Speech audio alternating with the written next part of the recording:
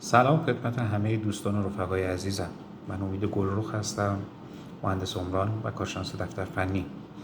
امروز میخوام در مورد خرید سوله و ساخت سوله با شما صحبت کنم. البته بیشتر بحث خرید سوله دست دوم رو دارم. در تمام پروژه های صنعتی معمولاً و پروژه های کشاورزی، دامداری و حتی صنعت کشاورزی مثل خوراک دام و طیور، خوراک به اصطلاح ذخیره غلات و اینجور چیزها، معمولاً برای انبارش از سوله استفاده میکنن. درست؟ خیلی از دوستان دنبال خرید سوله دست دوم هستن و همونطور که میدونید سوله دست دوم حدوداً 50 تا 60% قیمت یک سوله نو رو کاور میکنه و یعنی باز بین 40% تا 50% ارزونتر از سوله نو برای شما تمام میشه. اما نکاتی وجود داره. در خیلی از جاها که من دیدم کاربری که مورد نیاز کار بوده، به خصوص تو بحث صنعت مرغداری و خوراک دام و طیور و صنایع کشاورزی که توان مالی ساخت یک سوله نو با اون ظرفیت و حجم رو ندارن و دنبال این هستن که این به اصطلاح سرمایه در گردش رو در کار خودشون هزینه کنن، نه برای نگهداری و انبارش به اصطلاح مواد اولیه خودشون، میان دنبال سوله دست دوم میگردن. اما اشتباهی که این وسط اتفاق میفته اینه که دوستان میان اول بر اساس یک نیاز و نقشه‌ای که دارن فونداسیون رو اجرا میکنن. بعد که فونداسیون سوله رو اجرا کردن، میان برای فونداسیونی که اجرا کردن دنبال سوله‌ای میگردن که متناسب با اون فونداسیون باشه که معمولاً خیلی سخته و دوباره برمیگردن به همون گزینه‌ای که آقا مجبور میشن دوباره برن سوله رو از نو بسازن و هزینه اضافه تری بابت این موضوع انجام بدن. توصیه دوستانه میکنم اگر تو روند پروژه خودتون و برای نیاز خودتون دنبال خرید سوله دست دوم هستید، اول سوله رو بخرید. سوله‌ای که مورد نیازه و باهاش کارتون راه میفته رو بخرید.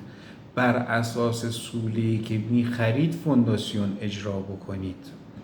پس تو اینجا شما یادتون باشه این تصمیم گیری در اول پروژه است. اگر قرار از سوله دست دوم استفاده بکنید در کارتون، سوله رو برید بخرید، بعد بیایید فونداسیون اجرا بکنید.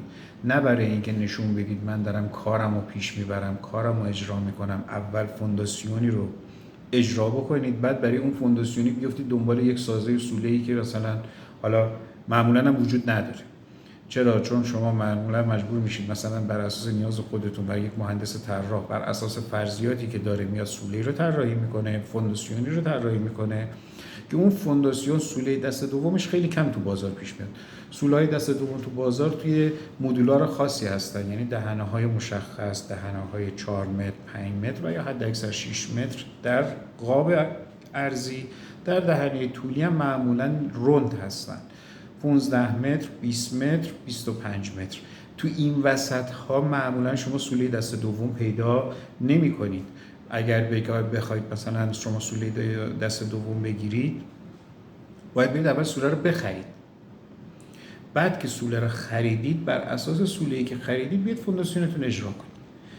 این یه موضوعی بود که میخواستم خدمتتون عرض کنم، ولی در کل میخوام بگم سوله دست دوم رو در قیمت گذاریش توجه داشته باشید که حتما به عمر سوله توجه کنید. سوله هایی که بالای 10 سال 12 سال عمر دارن، این سوله ها باید طراحی مجدد بشن و وقتی طراحی مجدد بشن اصولا معمولا یک سخت کننده هایی یا یک به قول معروف المان هایی باید به سازه اضافه بشه. این وصله پینه کردن دوباره هزینه‌تون رو میبره بالا.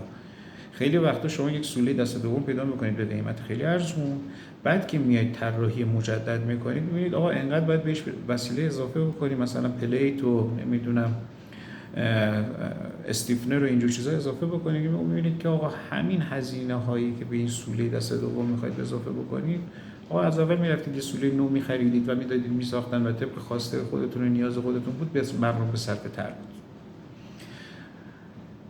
ممنونم از اینکه با من بودید.